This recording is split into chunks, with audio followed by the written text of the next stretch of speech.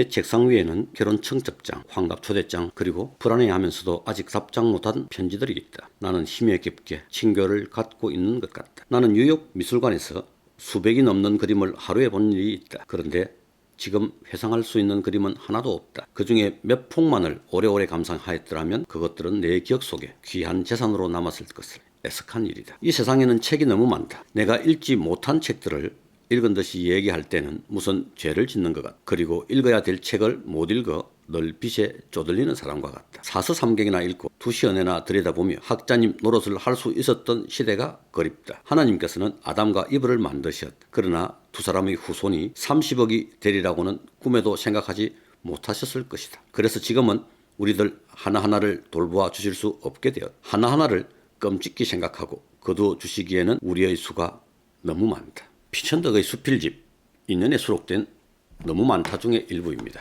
내용 중 30억이라고 나오는데 현재 세계 인구가 78억이니 아주 오래전 글이겠죠. 1960년대 수필입니다. 60년 전 1960년대 너무 많다고 했는데 지금은 어떠합니까? 많아도 너무 많습니다. 손맛 좋은 어머니에게 배운 음식 한 가지만으로 음식점 차려 잘 먹고 잘 살던 시대도 있었습니다. 하지만 지금은 어떻습니까? 창업을 하려는 사람도 많고 알아야 할 것들이 너무나 많습니다.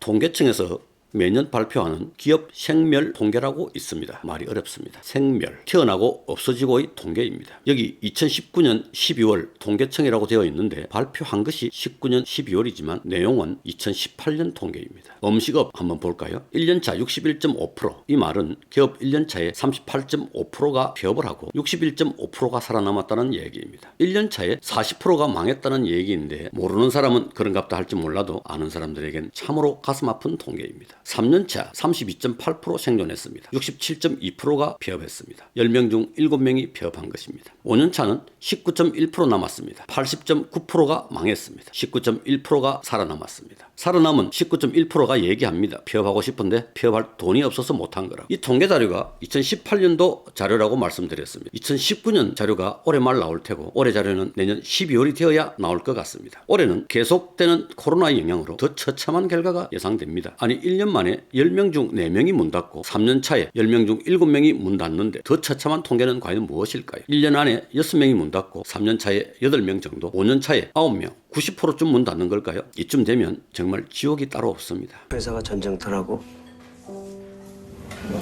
밀어낼 때까지 그만두지 마라. 밖은 지옥이다.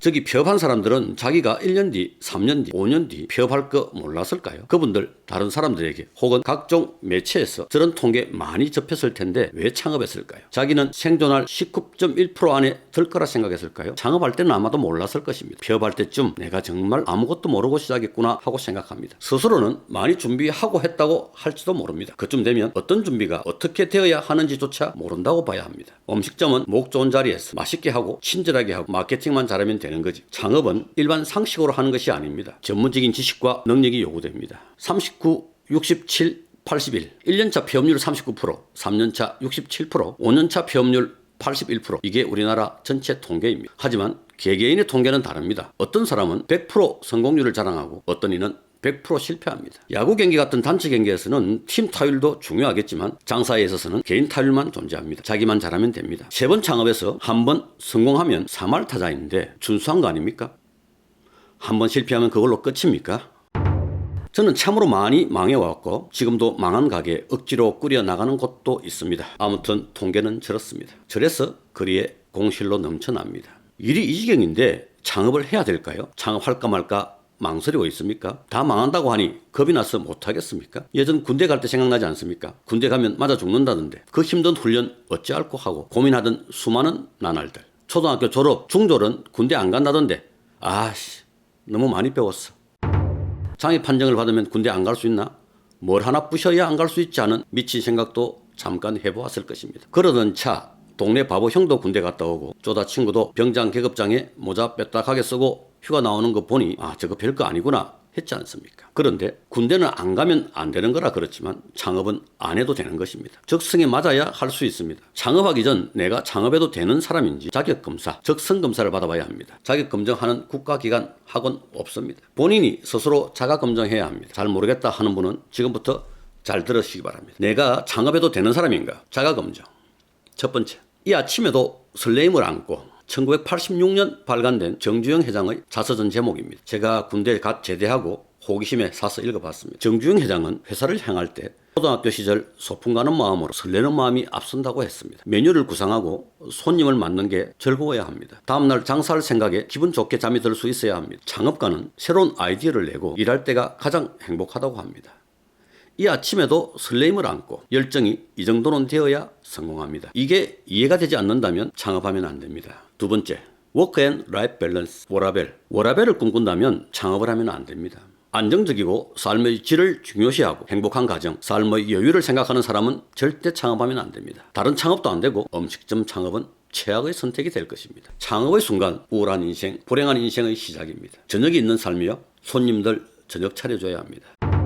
나는 일할 때 일하고 쉴 때는 꼭 쉬어야 돼. 남들이 쉬는 주말에 꼭 쉬어야 해. 남들이 놀 때 놀고 남들이 일할 때 일해야 하는 사람도 마찬가지입니다. 적일만벌, 2018년쯤 유행했던 적게 일하고 많이 벌라는 덕담은 적어도 음식점에는 해당되는 말이 아닙니다. 적게 일하면 설거지만 쌓일 뿐입니다. 남들보다 더 많은 시간을 투자해서 일할 수 있어야 됩니다. 살아오는 동안 대부분의 제 주위 사람들은 저보고 일 중독, 워커홀릭이라고 말했습니다. 그러고 보니 저는 일만 하고 살아왔나 싶을 정도로 일을 많이 한 것 같습니다. 장사하고 온라인 작업하고 하던 일들이 끝이 있는 일이 아니었기 때문입니다. 지금도 그렇습니다. 그런데 저는 그 일을 하는 게 즐거웠습니다. 재미가 있었습니다. 이런 사람들이 창업을 해야 합니다. 세 번째, 체력이 없는 사람은 곤란합니다. 다른 창업도 마찬가지입니다만 음식점이야말로 몸도 쓰고 머리도 써야 하는 고도의 체력전입니다. 이 세 가지에 해당되는 사람인지 돌아보시기 바랍니다. 얼마 전 울산 동구청이 환경미화원을 모집하는데 총 232명이 응시해 선발 인원 4명 대비 58대 1의 경쟁률을 기록했다고 합니다. 응시자 232명 중 남성 192명, 여성 40명이고 전체의 절반이 넘는 119명이 전문대 이상의 학력자였습니다. 환경미화원이 인기를 누리는 것은 만 60세까지 정년이 보장되고 신입 연봉도 4,200만 원 정도이고 각종 휴일, 시간의 수당, 피복비 등을 지급받기 때문입니다. 조금 연수가 된 사람은 연봉이 6천만 원 선이라고 합니다. 과거 환경미화원은 이미지도 나쁘고 급여와 복지가 좋지 않았지만 지금은 옛말이 되었습니다. 빨리 알려주지 않고 왜 지금 알려주냐고요? 저도 엊그제 뉴스 듣고 알았습니다. 알려줄 사람들 참 많은데. 면접과 체력검사로 이루어지는데 체력검사가 당락을 좌우한다 합니다. 체력검사 종목은 팔굽혀 펴기, 턱걸이, 20kg 자루 메고 달리기, 자루 던지기입니다. 창업도 면접과 체력검사 합격한 사람만 할 수 있게 해야 합니다. 5년 폐업률 81%, 매년 어마어마한 가정이 파괴되는데 국회의원들은 그런 거 법으로 만들지 않고 뭐 하는지 모르겠습니다. 창업 실기 종목으로 어떤 거 해야 할까요? 하루 종일 설거지하기, 손님들 갑질하는 거 참기, 없는 손님 기다리며 하루 종일 멍 때리기, 건물주 눈치 보기. 자, 음식점 창업 100% 성공하는 방법 알려드립니다. 창업하고 싶으신 분들 다 모여보시기 바랍니다. 30년 생존율 100%입니다. 혹시 모르니까 90%? 통계에는 80%가 5년 안에 폐업한다는데 90% 성공 확률이라는데 솔깃하지 않습니까? 다 모였으면 지금부터 말씀드리는 부분에 해당되시는 분들은 돌아가시기 바랍니다. 남들이 따라하게 만들어야 하는데 별다른 준비 없이 남들이 하니까 따라하는 사람, 직장생활보다 더 어려운 게 장사인데 취직이 안 되니까 장사라도 해보자는 사람, 12시간 이상 죽자고 해야 되는데 게을러 터진 사람, 손님들 모두 사장님 윗사람인데 남 밑에 있는 거 싫다는 사람, 아무나 한다고 되는 게 아닌데 하면 다 된다는 아니한 사람, 돈만 있으면 다 된다고 생각하는 사람, 5년 생존율이 19.1%라는데 대박 내려 하는 사람, 알바가 갑이고 손님이 갑인 줄 모르고 사장 되려 하는 사람, 마케팅도 해야 되고 포스도 잘 다루고 분석하고 해야 하는데 인터넷을 잘 모르는 컴맹, 창업 공부에 투자할 줄 모르는 사람, 창업 상담에 투자할 줄 모르는 사람, 무료는 다 헛방입니다. 시시한 책이라도 창업책 3권 이상 안 읽어본 사람, 장사 카페에 3개 이상 가입 안 된 사람, 장사가 우습게 보이는 사람, 스스로 인내심이 없다 생각되는 사람, 귀가 얇은 사람, 마케팅 할 줄 모르는 사람, 장사 경력이 없는 사람, 자신이 없는 사람, 부모님이 시켜서 하는 사람, 대출로 하려는 사람, 오토 운영 생각하는 사람. 아무도 없습니까? 모두 돌아갔습니까? 음식점 창업 100% 성공하는 방법 알려드립니다. 구독, 좋아요